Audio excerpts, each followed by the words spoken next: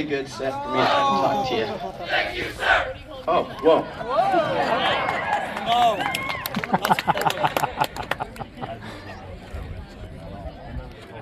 Touchy that. This kind of cuts in and out sometimes, but they can hear me. Yeah, nice job. Okay, that's what I was thinking. Do I dare? How do you get on them?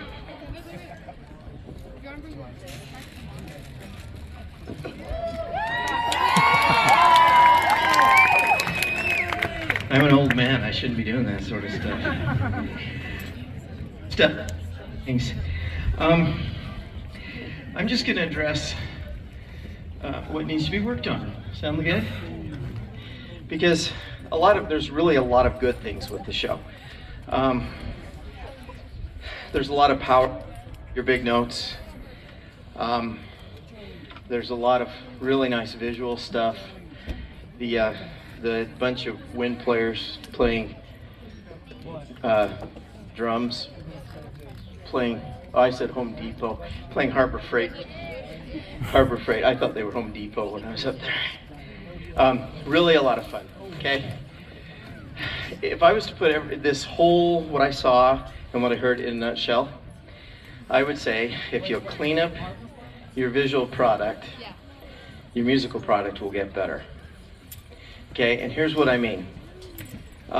There's a section towards the end, and he's probably cringed, and I'm gonna bring this up, where you got your flute line coming across in two lines, trying to come right across the 50-yard line, and they're coming across the 50, and their flutes are supposed to be here, but they're here, or here, or here, or there's no definition to it. And not only that, but they're on a backstride. And rule number one of a backstride is you're 2 inches taller. Because when I go into a back march, can everybody see me? I'm scared to do this. When I go into a back march, I pop up on my toes. And my legs stay straight, and my core strengthens and tightens up, and my cheeks tighten up. These cheeks, okay? Yeah, and I'm standing, and I'm solid. And when I go on the backstride, what stays off the ground? Well, you're saying it, but you didn't do it. Because here's the flute section. I'm picking on the flutes. But trust me, I'm getting the saxophones next. Okay? So here they are. And they're supposed to be full-on slide all the way up around 30, 60, 90 shoulders around. And because that's hard to do, they're more like about right here. And then, because it's hard to stay up on my toes on a backstride, they're bending their knees. And then they're coming like this. And that's how you look coming across the field. And trust me, you're not squeezing your cheeks. You know how I know? Because you're leading with your behind.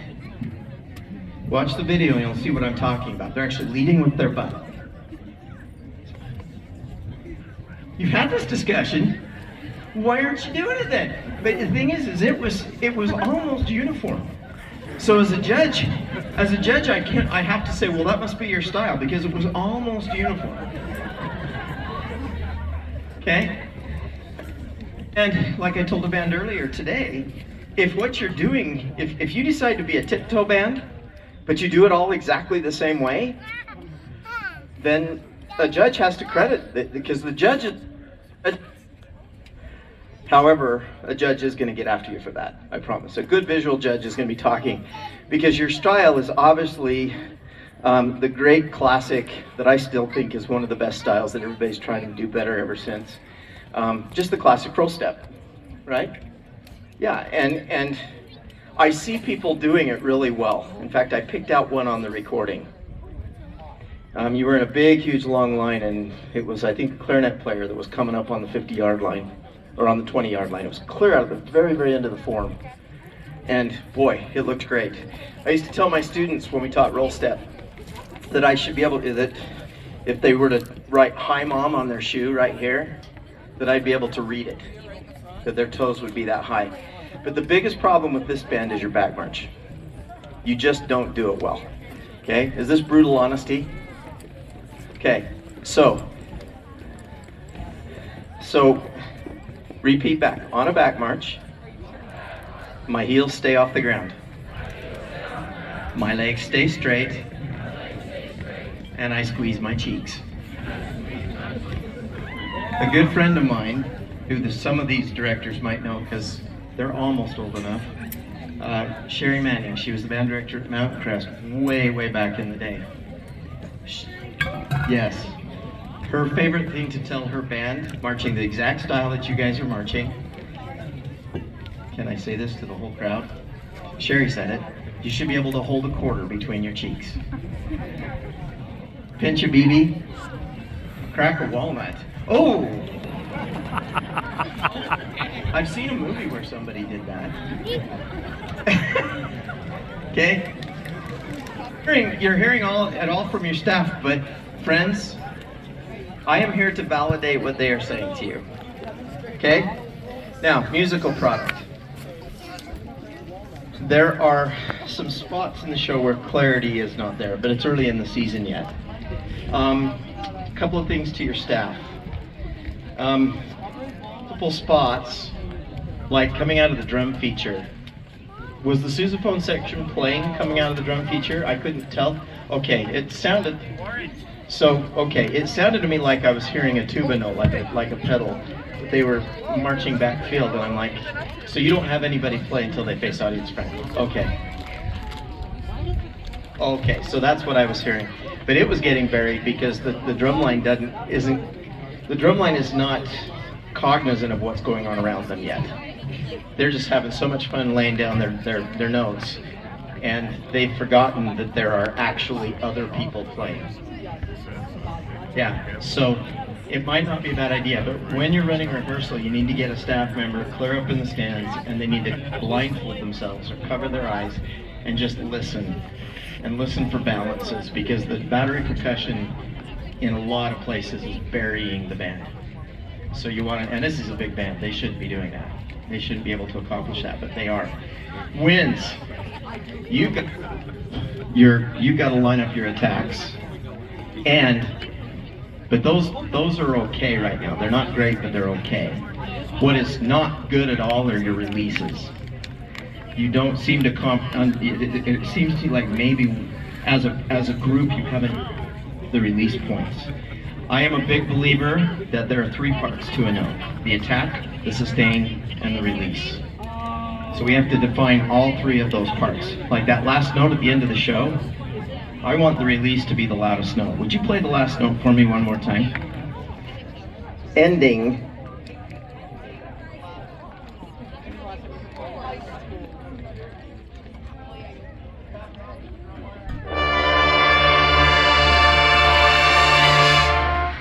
Okay, now, it could have been that I just asked you to play the last note and you just played it, but did you hear how bad that release was?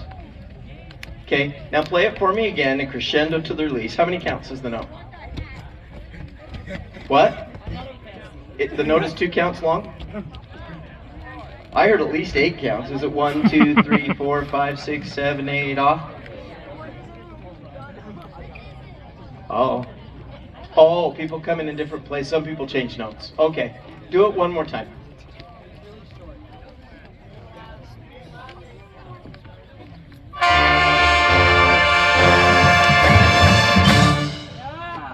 Okay, now, start just a little bit softer and crescendo to a little bit louder and make that bump at the loudest thing you play in the entire show. Go.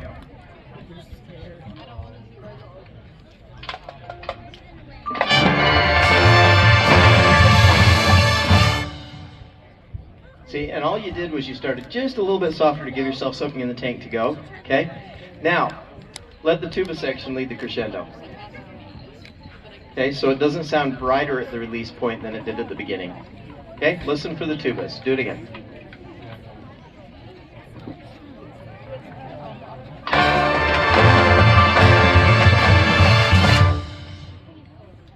Audience, did you like that?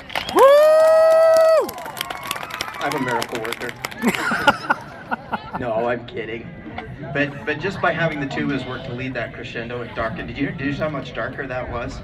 And yeah, maybe that means the trumpets are playing a little softer. Oh well. You'll be fine. Yeah, tears down my cheeks, yes. Good job. I'm excited for you this year. I actually lived for a year in Rexburg about 4 years ago. Well, I kind of did. I had a one-bedroom apartment in Rexburg that I lived in from Monday through Friday. It was a trip. Yeah. I'm glad that I just live in Layton, Utah now and stay there. Yeah.